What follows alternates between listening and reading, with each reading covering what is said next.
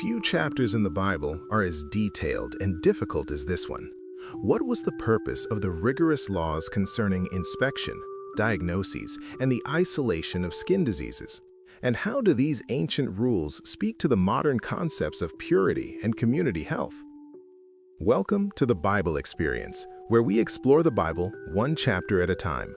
Today we're diving into the Old Testament, Leviticus chapter 13, Laws about Leprosy, to uncover the intersection of ritual purity, community welfare, and God's holiness in these challenging verses.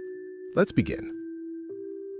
The Lord spoke to Moses and Aaron, saying, "When a person has on the skin of his body a swelling or an eruption or a spot, and it turns into a case of leprous disease on the skin of his body, then he shall be brought to Aaron the priest, or to one of his sons the priests, and the priest shall examine the diseased area on the skin of his body.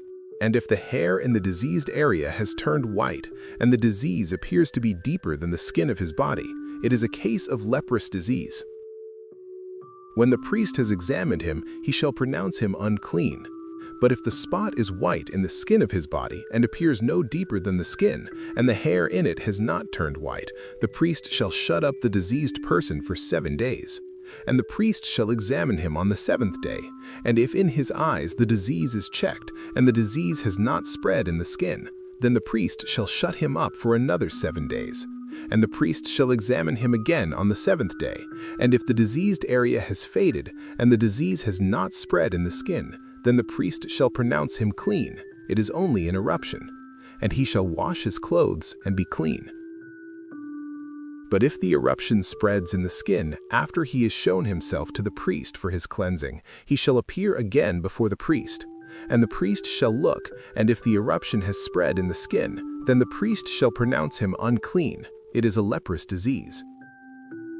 When a man is afflicted with a leprous disease, he shall be brought to the priest, and the priest shall look. And if there is a white swelling in the skin that has turned the hair white, and there is raw flesh in the swelling, it is a chronic leprous disease in the skin of his body, and the priest shall pronounce him unclean. He shall not shut him up, for he is unclean.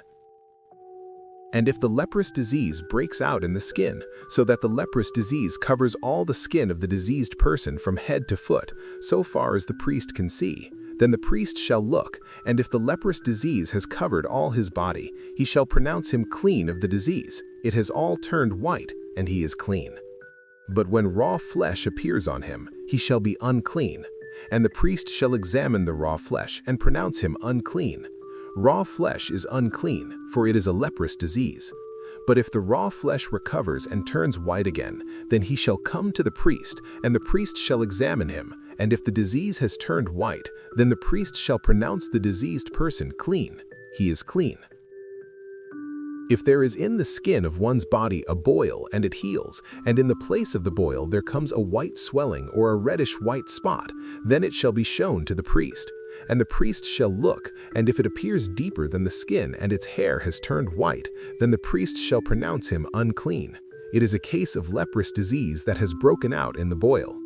But if the priest examines it and there is no white hair in it, and it is not deeper than the skin, but has faded, then the priest shall shut him up 7 days. And if it spreads in the skin, then the priest shall pronounce him unclean. It is a disease. But if the spot remains in one place and does not spread in the skin, it is the scar of the boil, and the priest shall pronounce him clean. Or, when the body has a burn on its skin and the raw flesh of the burn becomes a spot, reddish-white or white, the priest shall examine it, and if the hair in the spot has turned white and it appears deeper than the skin, that it is a leprous disease. It has broken out in the burn, and the priest shall pronounce him unclean. It is a leprous disease. But if the priest examines it and there is no white hair in it, and it is not deeper than the skin, but has faded, then the priest shall shut him up 7 days, and the priest shall examine him the 7th day. If it is spreading in the skin, then the priest shall pronounce him unclean. It is a disease. But if the spot remains in one place and does not spread in the skin, it is the swelling from the burn, and the priest shall pronounce him clean, for it is the scar of the burn. When a man or woman has a disease on the head or the beard, the priest shall examine the disease. And if it appears deeper than the skin and the hair in it is yellow and thin, then the priest shall pronounce him unclean. It is an itch, a leprous disease of the head or the beard. And if the priest examines the itching disease and it appears no deeper than the skin, and there is no black hair in it, then the priest shall shut up the person with the itching disease for 7 days. And on the 7th day, the priest shall examine the itch. And if the itch has not spread in the skin, and it appears to be no deeper than the skin, then he shall shave himself, but the itch he shall not shave. And the priest shall shut up the person with the itching disease for another 7 days. And on the 7th day, the priest shall examine the itch, and if the itch has not spread in the skin, and it appears to be no deeper than the skin, then the priest shall pronounce him clean, and he shall wash his clothes and be clean. But if the itch spreads in the skin after his cleansing, then the priest shall examine him, and if the itch has spread in the skin, the priest need not seek for the yellow hair, he is unclean. But if in his eyes the itch is unchanged and black hair has grown in it, the itch is healed and he is clean, and the priest shall pronounce him clean. When a man or woman has spots on the skin of the body, white spots, the priest shall look, and if the spots on the skin of the body are of a dull white, it is leukoderma that has broken out in the skin. He is clean. If a man's hair falls out from his head, he is bald. He is clean. And if a man's hair falls out from his forehead, he has baldness of the forehead. He is clean. But if there is on the bald head or the bald forehead a reddish-white diseased area, it is a leprous disease breaking out on his bald head or on his bald forehead. Then the priest shall examine him, and if the diseased swelling is reddish-white on his bald head or on his bald forehead, like the appearance of leprous disease in the skin of the body, he is a leprous man. He is unclean. The priest must pronounce him unclean. His disease is on his head. The leprous person who has the disease shall wear torn clothes and let the hair of his head hang loose, and he shall cover his upper lip and cry out, "Unclean, unclean." He shall remain unclean as long as he has the disease. He is unclean. He shall live alone. His dwelling shall be outside the camp. When there is a case of leprous disease in a garment, whether a woolen or a linen garment, in warp or woof of linen or wool, or in a skin, or in any article made of skin, if the disease is greenish or reddish in the garment or in the skin or in the warp or the woof or in any article made of skin, it is a case of leprous disease, and it shall be shown to the priest. And the priest shall examine the disease and shut up that which has the disease for 7 days. Then he shall examine the disease on the 7th day. If the disease has spread in the garment, in the warp or the woof or in the skin, whatever be the use of the skin, the disease is a persistent leprous disease. It is unclean.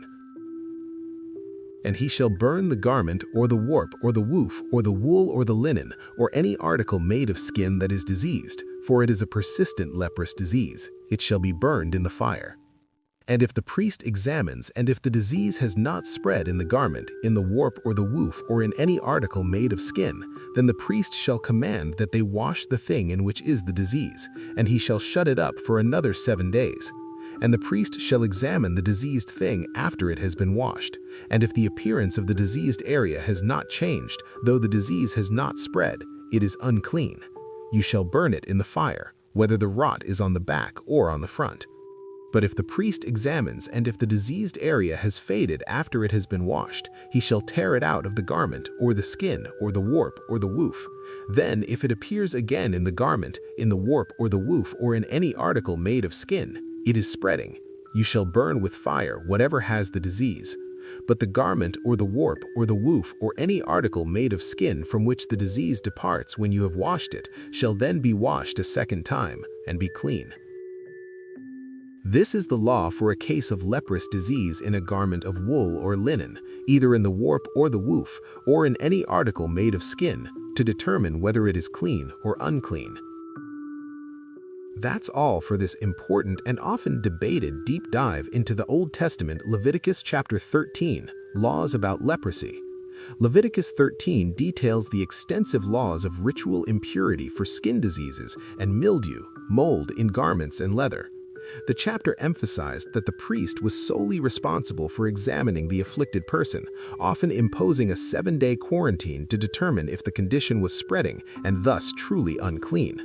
Once declared unclean, the person was forced to live alone outside the camp, required to tear their clothes, leave their hair uncovered, and cry out, "Unclean, unclean." Similar laws applied to garments. If a mold spot spread after quarantine, the entire article had to be burned with fire to prevent the spread of impurity within the community. Thank you for joining us on the Bible Experience. If you found today's discussion valuable, please take a moment to subscribe, rate, and review the podcast. It is the best way to help this ministry reach new listeners and seekers. Next time, we continue this crucial theme in chapter 14, where we will detail the elaborate and symbolic purification rites for those who have recovered. Until then, may God bless you, and we hope you'll join us for the next chapter in our journey through the Bible.